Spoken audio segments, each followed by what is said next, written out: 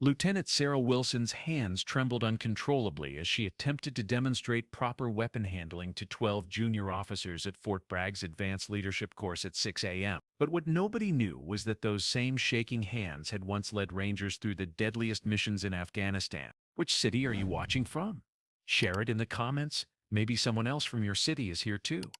And if you believe heroes can appear in the most unexpected ways, hit subscribe and give this video a like.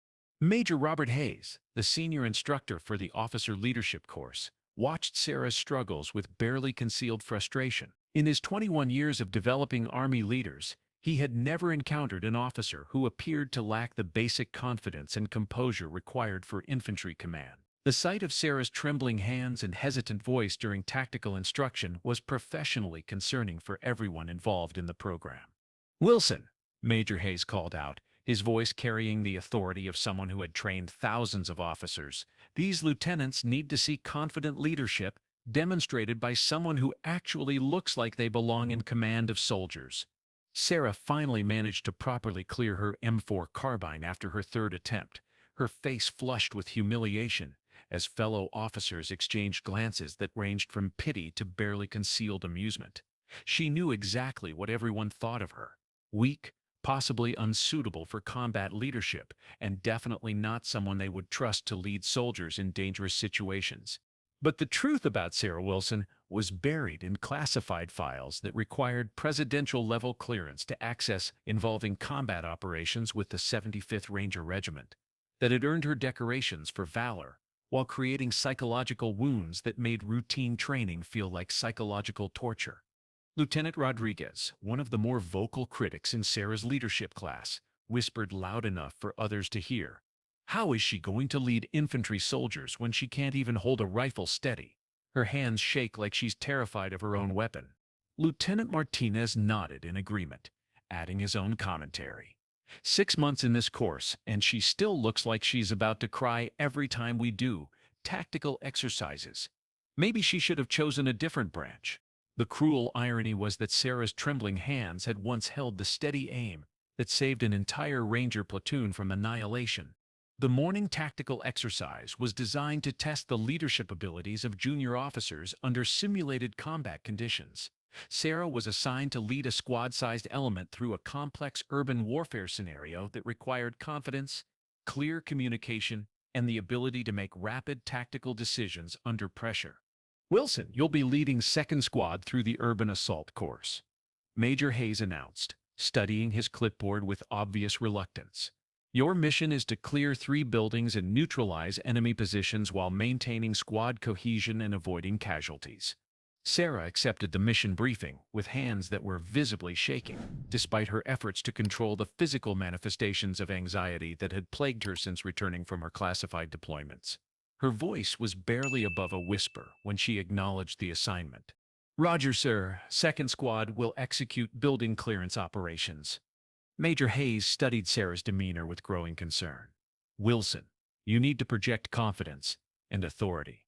These soldiers need to believe that you know what you're doing and that you can keep them safe." If only he knew that Sarah had already kept soldiers safe in situations that would make this training exercise look like a children's game. The urban warfare exercise began with Sarah leading her assigned soldiers through tactical movements that should have been routine for someone with her supposed level of training. But her commands were hesitant, her movement was uncertain, and her overall performance suggested someone who was unfamiliar with combat operations rather than an experienced infantry officer. "Move to cover," Sarah called out to her squad, but her voice lacked the authority and confidence that soldiers needed to hear from their leaders during tactical operations. Her hand gestures were tentative, and her tactical decisions appeared to be based more on uncertainty than professional competence. Private Johnson, one of the soldiers assigned to Sarah's squad for the exercise, looked back at her with obvious concern. "Ma'am, are you okay? You seem really nervous about this exercise." The question was well-intentioned, but professionally devastating. Soldiers shouldn't need to worry about their officers' confidence during training, and Sarah's visible anxiety was undermining the effectiveness of her leadership and the morale of her assigned personnel. "I'm fine, Private. Just focus on following my commands and maintaining tactical discipline." But Sarah wasn't fine.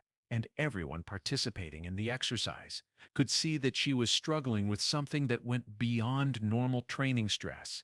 Her trauma responses were becoming more obvious under the pressure of leadership responsibilities, creating concerns about her suitability for command positions. The exercise continued with Sarah's squad moving through the urban environment, but her leadership was so uncertain that her soldiers began taking initiative independently rather than waiting for her commands. This breakdown in command structure was exactly the kind of leadership failure that the training was designed to identify and correct. The soldiers following her had no idea they were being led by someone who had once commanded Rangers in operations so classified that most generals would never know they existed. 20 minutes into the tactical exercise, a mechanical malfunction in the training equipment created a dangerous situation that would test everyone's ability to respond appropriately to genuine emergencies rather than simulated combat scenarios. One of the urban warfare training structures experienced a structural failure that trapped 3 soldiers under debris while simultaneously creating a realistic enemy fire simulation that prevented conventional rescue approaches. The training exercise had suddenly become a real emergency requiring immediate tactical response to prevent actual casualties. All stations, cease exercise.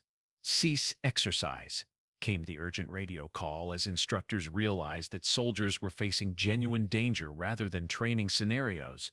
We have real casualties trapped in Building Charlie and need immediate tactical response. Major Hayes was coordinating the emergency response when additional complications became apparent that would require someone with advanced tactical training to resolve safely and effectively.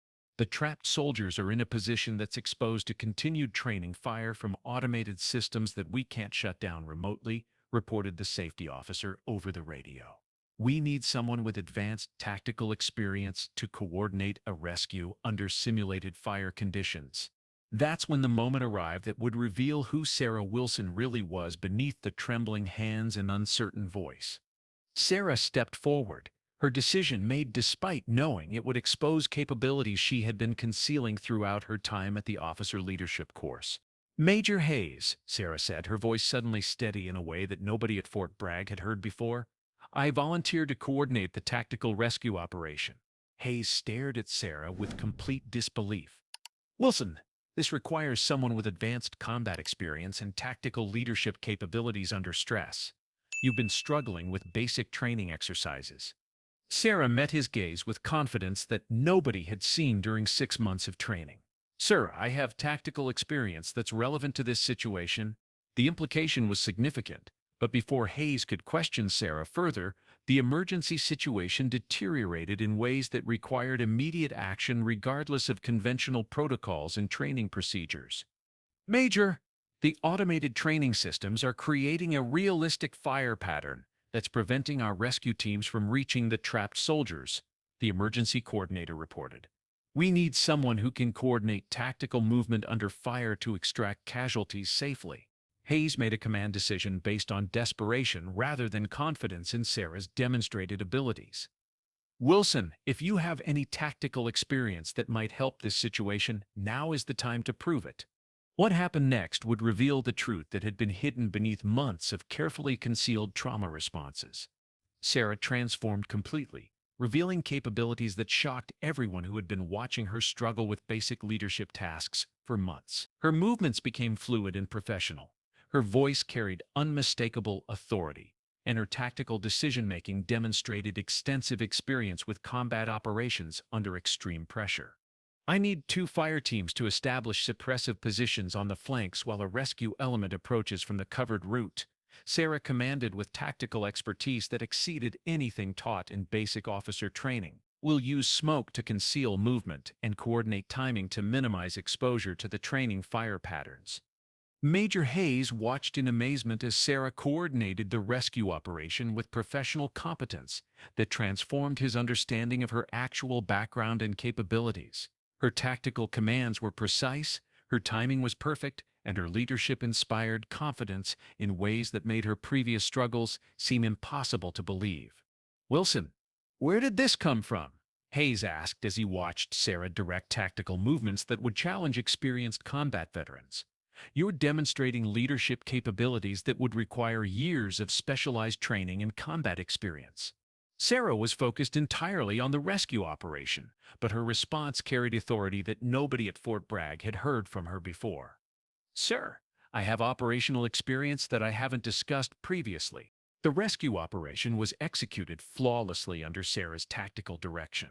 All three trapped soldiers were extracted safely, the automated training systems were disabled, and the emergency was resolved without casualties or additional complications. But the real revelation was yet to come, and it would change everything everyone thought they knew about Lieutenant Sarah Wilson. As Sarah was removing her tactical equipment after the successful rescue operation, the sleeve of her uniform shifted, revealing a tattoo that made every person present stop and stare in complete amazement and recognition.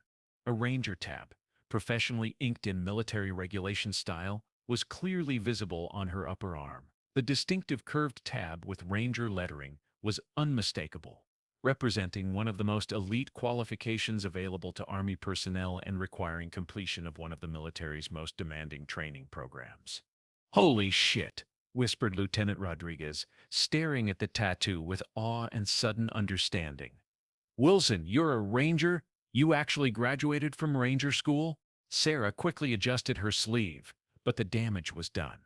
Every officer present had seen the Ranger tab tattoo, and the implications were staggering for someone who had appeared to struggle with basic leadership tasks throughout the officer leadership course. Major Hayes approached Sarah with an expression of complete confusion, mixed with growing respect.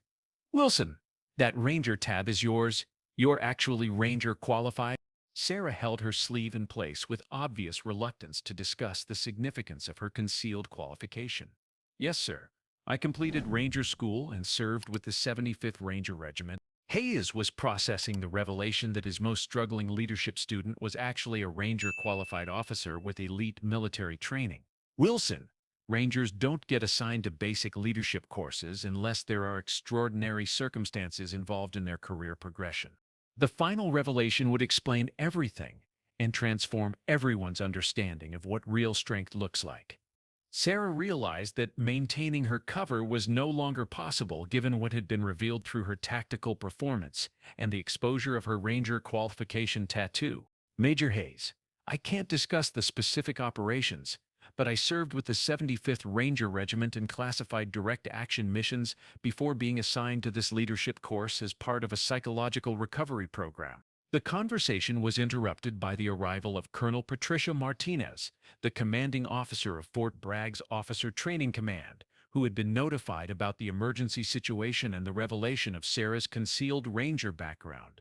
"Lieutenant Wilson," Colonel Martinez said, studying Sarah with new respect and obvious curiosity about the circumstances surrounding her assignment, "I think we need to have a comprehensive discussion about your background and your current training status."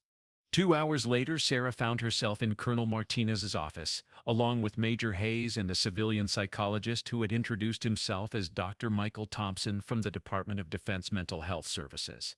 "Lieutenant Wilson," Colonel Martinez began, studying a file that had appeared with obvious classification markings and special handling requirements, "your Ranger qualification and your performance during today's emergency have raised important questions about your actual background and the nature of your current assignment." Sarah sat at attention, knowing that the conversation was about to reveal aspects of her service that she had been concealing throughout the officer leadership course.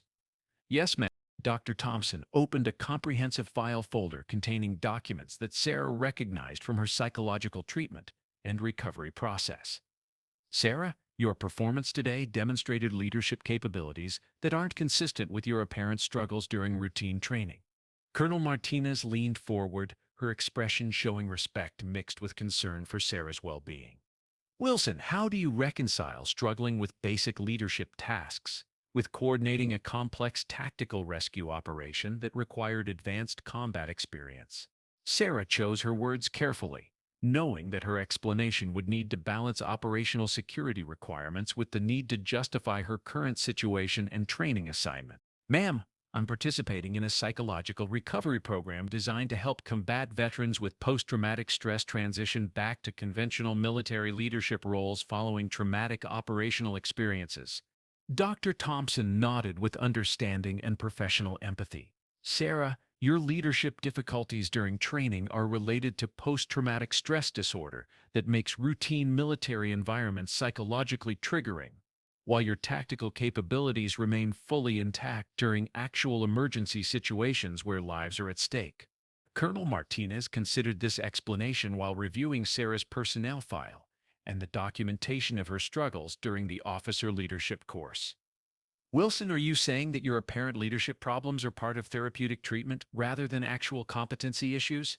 Yes, ma'am. The recovery program requires me to work through trauma responses in safe training environments while maintaining readiness for genuine emergency situations where my Ranger training and combat experience might be needed to save lives.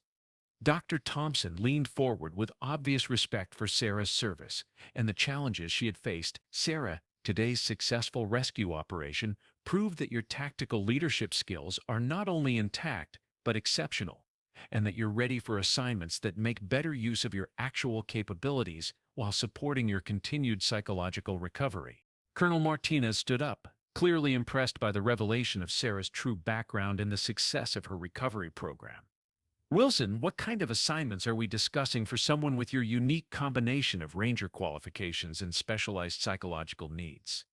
Ma'am, Dr. Thompson replied, Sarah will be assigned to specialized leadership instruction for advanced military personnel where her Ranger experience can benefit other combat veterans while she continues to receive psychological support for complete trauma recovery. Sarah felt relief mixed with anticipation about returning to duties that would make use of her actual training and experience.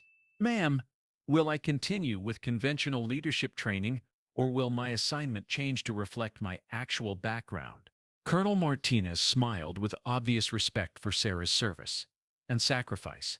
Wilson, you'll be teaching advanced tactical leadership to experienced officers who are preparing for combat deployments. Your Ranger tab and operational experience make you uniquely qualified for our most demanding leadership development programs.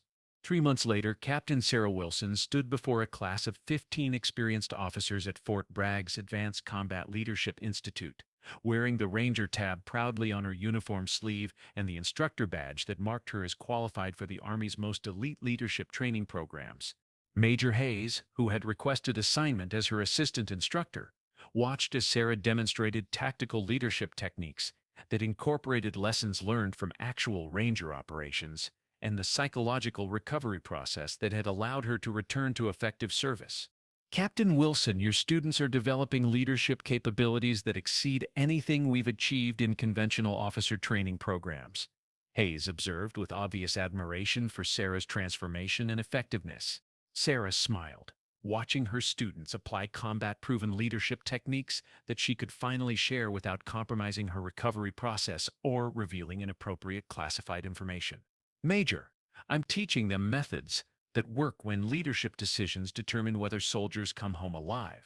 Hayes nodded approvingly, clearly impressed by the transformation in Sarah's confidence and effectiveness as both a leader and an instructor. Wilson, you've taught all of us something crucial about not judging officers based on training performance that might not reflect their actual capabilities, experience, and potential. As Sarah watched her students continue their advanced leadership development, she reflected on the extraordinary journey that had brought her to this point in her military career and personal recovery. She had spent 6 months accepting professional humiliation and enduring doubts about her leadership potential while processing psychological trauma that made routine training feel overwhelming, when actually she possessed tactical leadership capabilities that exceeded those of most officers at Fort Bragg. The recovery process had been more challenging than any Ranger mission she had undertaken during her operational assignments. Learning to separate peaceful training environments from combat memories required patience, professional psychological support, and the understanding of medical professionals who specialized in helping combat veterans transition successfully back to conventional military leadership roles. Her phone buzzed with an encouraging message from one of her former leadership course colleagues. Sarah, heard about your promotion and your Ranger background. Thank you for saving those soldiers and showing us what real leadership looks like under pressure. You're an inspiration to all of us. Sarah touched the Ranger tab on her uniform sleeve, no longer hidden shamefully beneath fabric, but displayed proudly as recognition of training, service, and sacrifice that had never been diminished by the challenges of psychological recovery and trauma treatment. The woman whose shaking hands had been mocked by fellow officers had revealed herself as one of the most elite military leaders in American service, proving that healing from combat trauma requires time, understanding, and professional support, and that the greatest warriors sometimes need specialized care and patience to rediscover their strength and return to meaningful leadership that benefits the entire military community.